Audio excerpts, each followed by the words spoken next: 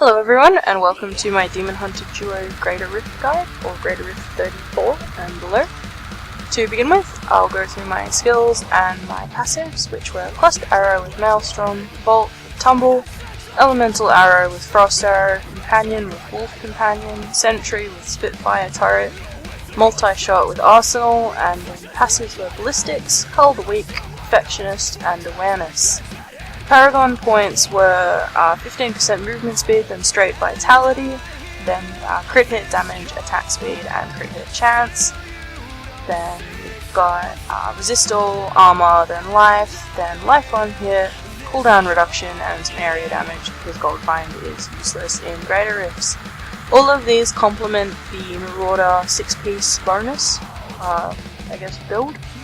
In addition, I have equipped an Atreyu with cold damage, obviously, and some Tasker and Theos, which are horrible at the moment, but I want a better pair. But even horrible Taskers are better than no Taskers.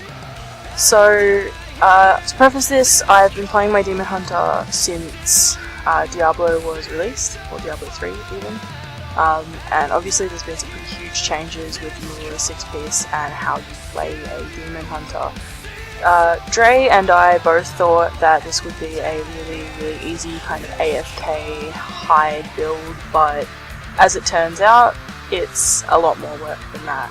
Both of us are running a Bombardier's Rucksack, so that's 8 sentries between us, but neither of us are obviously running the 1-minute sentry passive.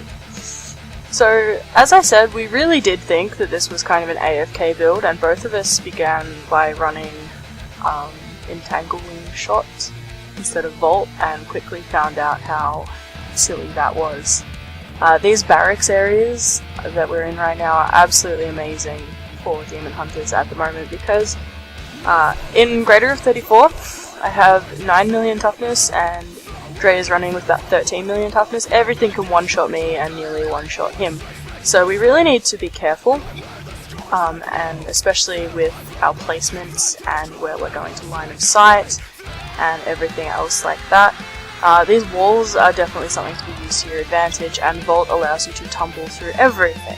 So the idea with the Demon Hunter nowadays is to just kind of run, hide, and make sure your sentries are doing absolutely everything for you, because otherwise you really are going to be completely annihilated. You really need to learn also at these higher rift levels to pick your battles. So as you can see, we're fighting primordial scavengers, and a lot of the time if we've only got one left and nothing else to fight, we'll just move on because they take way too long to burn down, and it's just really not worth it with my time off. So as you can see here, even these little tiny mobs are doing quite a bit of damage to me, and I really need to work out kind of where I should be standing. But in addition, Volt is really good for pulling extra things, because while I definitely preach cautiousness, you need to get a move on in these higher greater rifts. So the idea, I suppose, is to pull as much as you possibly can, and then try not to die because of it, because your sentries really are going to absolutely ruin everything. If you do find yourself low on health, you can shoot a cluster arrow into the enemies that you're fighting. It will heal you. I try and preface a lot of my pulls by using Elemental Arrow to slow because of Cull the Weak.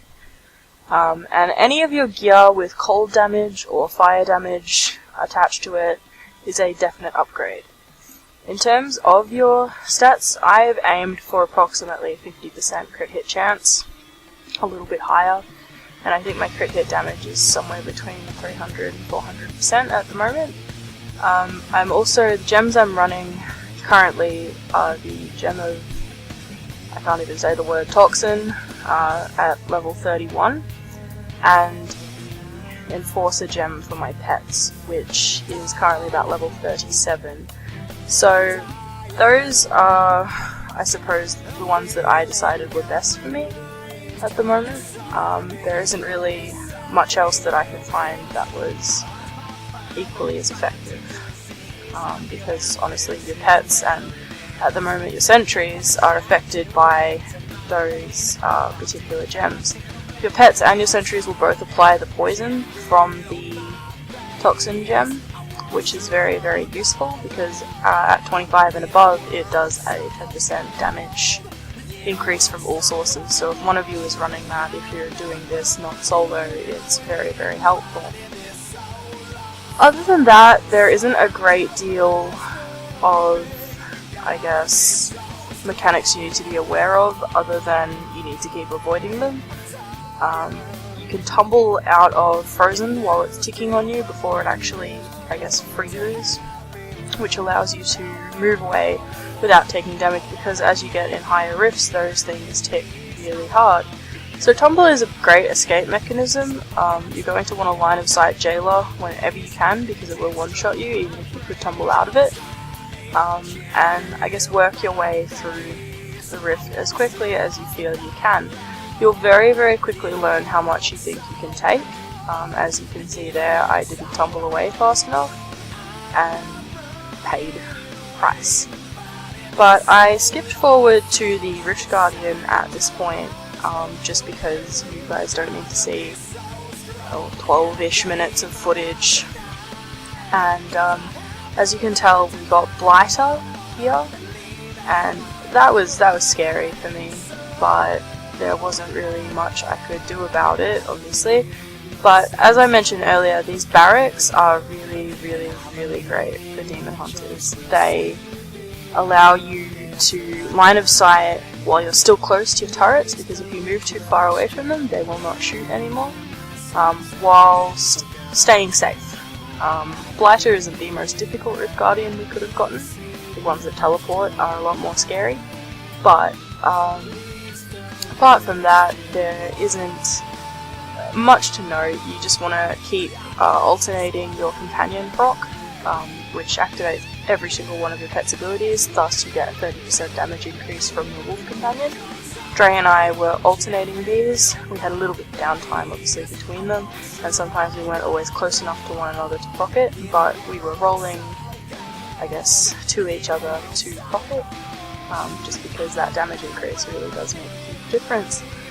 Other than that, if you kind of stick to moving around and trying not to get hit by things, learning how and when to move out of things, you should be able to conquer at least up to 34, like we have on your Demon Hunter. So good luck, have fun, try not to get too frustrated, and thank you for watching.